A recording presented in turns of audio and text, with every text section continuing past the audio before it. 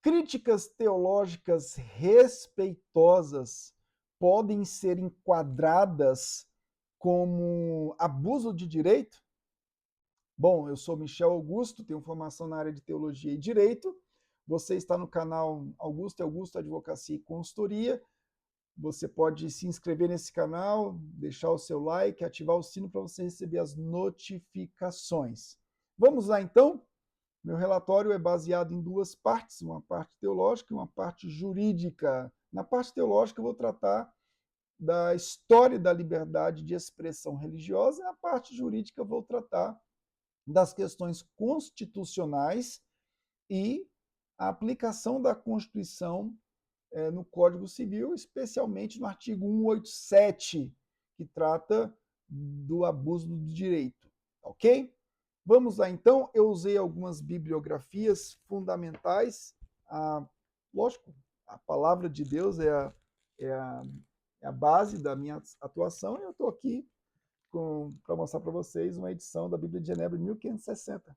Né? Aproveitando a oportunidade, nós temos aqui a Constituição Federal de 88, nós temos Humberto Coelho, que trata da história da liberdade religiosa, nós temos livros como o do Haroldo Heimer, nós temos um livro do Jonatas Machado, um jurista português, nós temos As Chaves do Reino, do Jonathan Lima, que, embora não seja um jurista, ele trata sobre liberdade de religião, a qual ele chama de tolerância religiosa.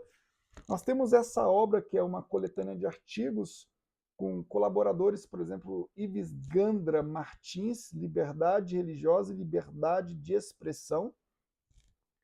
O Michael Bird, Liberdade Religiosa. Tá? Nós temos essas obras aqui como base e outras mais que nós colocamos na bibliografia daquilo que nós estamos tratando. Vamos lá para o relatório? Esse relatório fala da possibilidade da configuração de abuso do direito, artigo 187 do Código Civil, na publicação de críticas teológicas fundamentadas e respeitosas. Essa análise recai sobre 4 pontos centrais. Se tais críticas se encontram protegidas pela liberdade de expressão religiosa, se a Constituição estabelece limites capazes de converter tais manifestações em abuso. Terceiro lugar, um marco teórico constitucional aplicável e a compatibilidade das críticas com a doutrina e jurisprudência, especialmente do STF. Passo à fundamentação. Ponto 1 da fundamentação, uma breve história da liberdade de expressão religiosa. Bom, a liberdade de expressão religiosa, embora reconhecida como um direito fundamental na modernidade, possui raízes na revelação bíblica. Quando a gente olha Gênesis capítulo 9, por exemplo, como fruto da queda humana, Deus, na sua soberania, nos chama a preservar o próximo como alguém criado à imagem de Deus. Né? Então, a liberdade de expressão surge, na minha opinião, e não só na minha opinião, mas na opinião de teólogos como Jonathan Lima, a partir de Gênesis 9, o qual ele chama de tolerância religiosa. Ou seja, o outro pode se manifestar. Né? No contexto pós-queda, a pluralidade religiosa se instaurou na humanidade. Então, a gente precisa permitir que o outro também se manifeste publicamente, certo? Bom, esse é o nascedouro teológico da liberdade de expressão religiosa. Pessoas que pensam diferente de nós podem se manifestar. Isso é o fruto da queda, ok? Bom, em Romanos capítulo 13, nós temos o reconhecimento da autoridade civil como proveniente de Deus, é outra base. O decálogo, antes de Romanos 13, traz para nós o arcabouço daquilo que nós temos que fazer em relação a Deus, os primeiros princípios, e aquilo que nós temos que fazer em relação ao próximo. Sabemos que em Cristo Jesus, através da justiça perfeita de Cristo Jesus, Mateus 22 descreve a nossa reconciliação com Deus e com o próximo. Então nós temos aí um arcabouço bíblico fundamental para entendermos as bases da lei de Deus, na lei de Deus, no tocante àquilo que a gente pratica hoje juridicamente. Historicamente, no século II, nós temos Tertuliano de Cartago, que tinha uma preocupação na liberdade da igreja. E somada à influência de Tertuliano de Cartago, as transformações do período de Constantino, né, 315 em diante, e também as tensões da Reforma Protestante, nós temos aí a moldagem da cultura ou da tradição ocidental de proteção à fé e à expressão religiosa pública. Nós temos a influência de Lutero, nós temos a influência de Calvino, né, no cantão francês, nós temos a influência de Francisco de Vitória no contexto espanhol, né, na evangelização da América, a preocupação que Francisco de Vitória tinha em relação aos direitos dos índios. Enfim, nós temos um arcabouço bíblico histórico fantástico para darmos as bases da liberdade de expressão religiosa do mundo ocidental, a partir de uma estrutura bíblica histórica da fé judaico-cristã. No contexto jurídico internacional, nós temos como destaque a Declaração Universal dos Direitos Humanos, de 1948, no seu artigo 18, Declaração da ONU sobre Intolerância Religiosa, 1981, Convenção Americana de Direitos Humanos, 1969, Constituição Federal de 88, no seu artigo 5º, inciso 6º, 8º e 9º. Na conjugação desses incisos, nós temos, sim, a defesa da liberdade não só religiosa, mas de expressão religiosa. Repito, porque quando você fala de liberdade religiosa somente, você está colocando a religião entre quatro paredes. E não existe neutralidade no espaço público. Nós precisamos defender que não existe. A liberdade de expressão religiosa no Brasil evoluiu, seja das restrições da própria liberdade às demais religiões, em 1824, ao pluralismo amplo e pleno na Constituição Federal de 1988. Segundo tópico do nosso parecer, a efetividade pública da liberdade de expressão religiosa. A liberdade religiosa, como afirma a doutrina, não é apenas individual, ela é comunitária, ela é comunicativa e ela é autônoma. Então, a fé, ela exige uma expressão pública. Fé que não pode ser expressada não é fé. Bom, 2.1. Divergências teológicas e discurso de ódio. A distinção entre crítica religiosa e discurso de ódio é central. O discurso de ódio, segundo o STF, no RHC 134682, proveniente da Bahia, caracteriza-se por incitação à violência, desumanização, hostilidade sistemática contra grupos. Bom, a sua crítica teológica se enquadra nisso? Se enquadrar, se não se enquadrar nisso, ela é válida. Críticas teológicas não confundem com tais práticas. Os pactos internacionais reconhecem restrições proporcionais à liberdade de expressão, quando houver violação da dignidade humana, mas tais pactos reafirmam o quê? A legitimidade da expressão religiosa.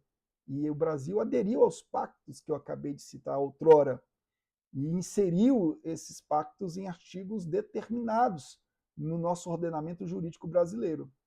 Então, o debate, a crítica e outras formas de expressão não constitui discriminação quando nós não buscamos ou quando nesses discursos não está inserido a inferiorização de pessoas. Nós estamos discutindo doutrinas. 2.2. A pluralidade democrática e divergências teológicas. Expressar divergências teológicas na esfera pública está dentro do núcleo essencial do direito fundamental da liberdade de expressão religiosa. O problema contemporâneo não está na proteção do culto, mas na crescente tentativa de neutralização da manifestação pública da fé. Esse que é o problema. A liberdade religiosa interna é protegida, divulgada, mas a expressão pública da fé, especialmente quando as premissas, os fundamentos da fé trazem confrontos ideológicos, bom, isso gera tensões terríveis. Agora, chamar divergências teológicas de discurso de ódio desvirtua o conceito e ameaça a própria pluralidade democrática. É incoerente você falar em pluralismo democrático e não poder criticar. Terceiro lugar, limites constitucionais da liberdade de expressão religiosa. A liberdade religiosa é um direito fundamental, porém não é absoluto. Em quais sentidos? Os limites asseguram um equilíbrio entre pluralismo e proteção de outros bens jurídicos. Vamos lá, olha só, a Constituição Federal consagra, artigo 5º e 6º, liberdade de consciência e crença. Artigo 5º, 6º e 8º, liberdade de culto e manifestação religiosa. Artigo 5º, 4º, livre manifestação de pensamento.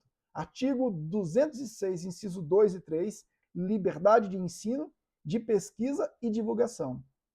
Liberdade de ensino, aqui entra a nossa crítica teológica, conjugado com os outros artigos. Então, a liberdade de expressão religiosa ela possui dimensões.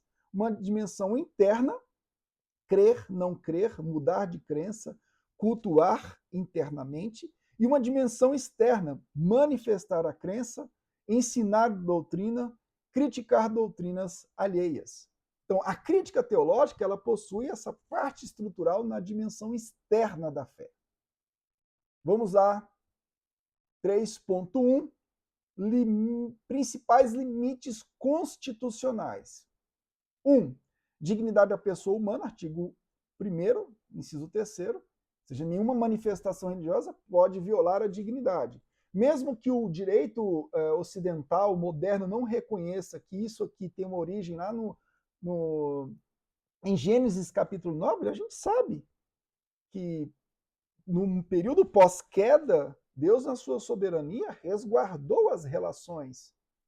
E em Romanos capítulo 13, existe até a estrutura de magistrados para refrear os efeitos da queda humana. Então, essa dignidade, a gente sabe que ela tem uma base bíblica, embora o direito moderno negue isso. Tá? Então, essas manifestações religiosas, elas não podem violar isso. A gente entende que o homem, teologicamente, foi criado à imagem de Deus. Segundo, igualdade e vedação à discriminação. Bom, aí é o que envolve também, é um processo meio subjetivo do que é discriminar. Você criticar, você discordar, não é discriminação. Desde que seja respeitosa.